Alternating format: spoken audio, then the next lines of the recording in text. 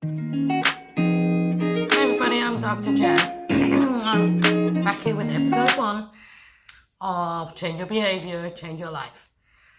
We're going to be running an 8-part series, and today is all about reinforcement. What would it mean to you to be able to change your life for the better? Do you engage in bad habits that you cannot shake no matter what you try? For example, smoking, nail biting, overspending, forgetfulness, repetitive behaviors like constantly losing your keys, your phone, losing your car in a parking lot. Would you like to be better organized, be more punctual, maybe more patient, be better at waiting? Are you a procrastinator? Would you like to improve your personal relationships? Be less angry. Perhaps you need help with accepting denial or rejection, or hearing the word no, saying the word no. Maybe you're someone who struggles with paying attention to detail. You forget names, faces, important events. Well, good. You've come to the right place. I'm here to tell you that there is a way to change your behavior to reduce and often eradicate issues that have plagued you for weeks, months, years, and maybe even decades. But first, let's discover how to identify what is important to you and what issues may be holding you back. Try this exercise. Grab a piece of paper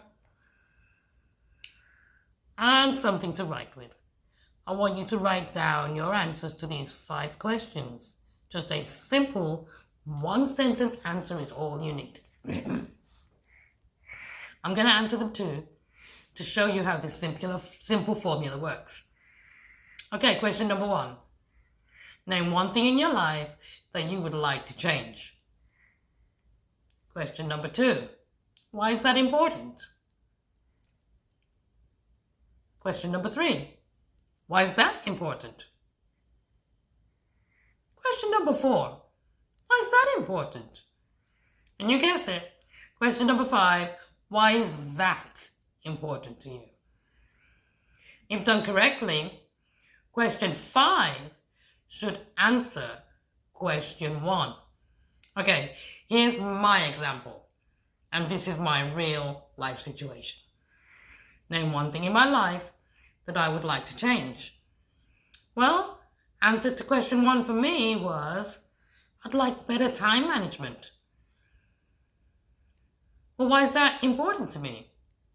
Because there is never enough time to do everything. I just run out of time. Why is that important? Well, as a business owner, certain things have to be done and have to get done on time. Why is that important? Well, if these things are not done, I lose revenue. I lose money. Why is that important? If we lose revenue, the business suffers. We could have problems with paying staff or purchasing supplies, paying overheads.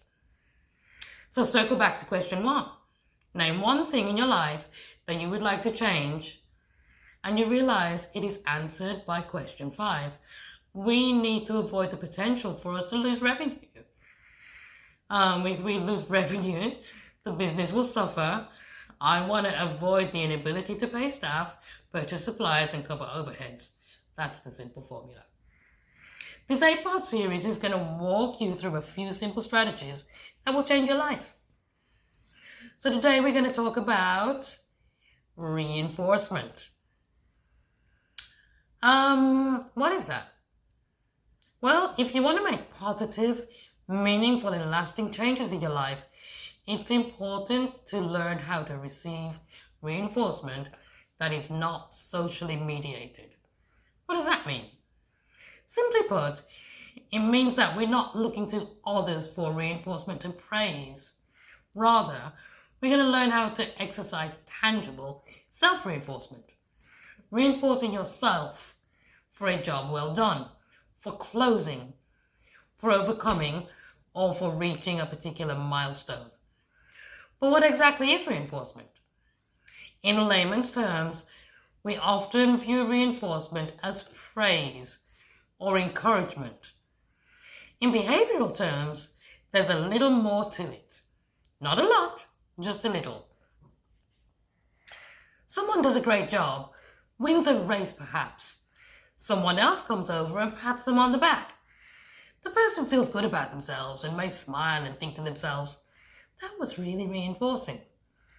Behaviorally, reinforcement in its true sense means that following a particular response or reaction, a behavior is likely to happen again, to increase in frequency. For simplicity, when we think of reinforcement here, it will be in reference to something good happening following a desired behavior. Thus, the desired behavior is likely to happen again in the future. Got it? Good. Here we're talking about self-reinforcement. We're going to learn how to make the cognitive shift from needing praise and value from others to engaging in, accepting, and embracing self-praise and self-reinforcement. What are some of the reasons why we repeatedly engage in unwanted behaviors?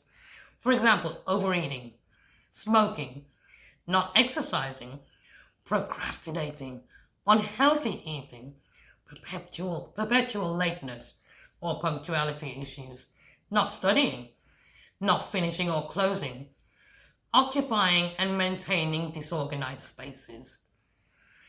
Did you know that being able to reinforce yourself can reduce and even reverse your engagement in many of your unwanted behaviors that you cannot seem to get away from? This is commonly referred to as the positive behavior loop, Don't worry, I'm not going to get too deep and technical here. It's a very simple explanation. 85% of people who do not engage in self-reinforcement experience a lack of self-esteem, self-approval, and self-confidence. And guess what a lack of self-confidence reliably evolves into? Undesired negative behaviors, resulting in an inability to live to your full potential. By reinforcing your own gains, whether small or large, which in fancy terms can be described as positive reinforcement, you could actually change the trajectory of your life. Basically, every time you successfully engage in a desired behavior, for example, you exercised or ate a healthy meal, abstained from toxic substances, every time a behavior is exhibited, a motivating or reinforcing stimuli or object or event is presented to yourself by yourself, making it very likely for that positive behavior to happen again in the future. Self-reinforcement can begin with simple actions or rewards, like treating yourself to a nice dinner, a movie, a spa treatment, or a night off. Pick rewards that are meaningful to you, that you really love, and most importantly, do not feel guilty about rewarding yourself. However, use good judgment. For example, if your goal is weight management, don't reinforce yourself with 3 cream cakes. Or if you've successfully stayed on top of your homework or assignments, it would not be advisable for you to reward yourself with a week off from your studies. The object is not to defeat your purpose. Now stay with me. I'm going to be specific on how to successfully reinforce yourself. I'm going to introduce you to some effective reinforcement techniques, and I'm going to close with a preview of our upcoming challenge, which will be based on combating problematic behaviors that you may have been struggling with. It's called the changing criterion technique, but all will be revealed as we dig deeper into these simple techniques. But let me continue. How can you effectively self-reinforce? Well, first, you have to work hard enough. Put the work in to convince yourself that you've earned it. Be brutally honest with yourself and be generous when you reward yourself. Take responsibility for following through on reinforcing yourself. Don't avoid making that purchase. or going to the game, or having that spa treatment. Do it. Follow through. Your future self will thank you. Don't seek external approval. If it comes your way, great. Accept it with open arms. Just don't rely on it. External approval can be inconsistent, non-existent, and can ultimately exacerbate feelings of resentment, defeatedness, and despair, even anger. Choose reinforcers that bring you joy. You may need to make adjustments to your schedule or environment to accommodate your reinforcements, but do it nevertheless. Plan your rewards in advance. Break them up into manageable parts if necessary, especially if it's a long-term goal. Reinforce yourself along the way in measured increments. Give yourself deadlines, but make them realistic and achievable. Losing 30 pounds in 10 days is not a realistic goal, so set yourself up for success right off the bat. Allow yourself to make mistakes. Forgive yourself and keep it moving. Don't plan for mistakes, just forgive yourself in the event that they happen. Be patient. Improving your ability to self-reinforce is a process. It can take 2 days, 2 weeks, or 2 months to change your behavior and for your brain to lock in those new behaviors. As promised earlier, I'm going to give you a sneak peek into our upcoming challenge next week. So here we go. We're actually going to choose an unwanted behavior that we want to change.